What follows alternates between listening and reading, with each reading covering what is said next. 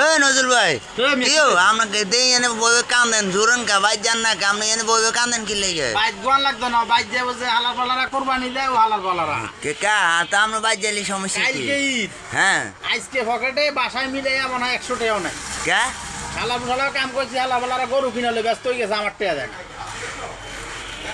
এটাকে বলে আগে কোরবানি মানুষের টাকা শ্রমিকের টাকা দিবে না দিল কারে তুই খাঙ্কের বলা কোরবানি হইব এটাকে নাকি কোরবানি হলে বেকার আগে হালার পালারা 2 লাখ 3 লাখ টাকা দিয়ে গরু কিনে আর 5,000 2,000 করে দিত আর এই সমস্যাটা তো আমারও তো আমার একবার এলা গরু কিনে দুগে আইটি আইএমটি এর খবর নাই হ্যাঁ এটাকে কোরবানির উপর ঠাড়া উঠতো না ঠাডা হতো না এত গো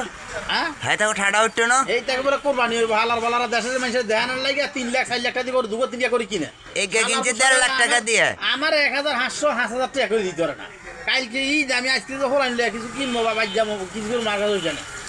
এটা হয় নাই এটা হয় নাই এই জিনিসটা হয় নাই অবশ্যই এই জিনিসটা এই জিনিসটা তো আমার বেলায় একই অবস্থা আমি কেন কি অবস্থা এইসব গরুর রাম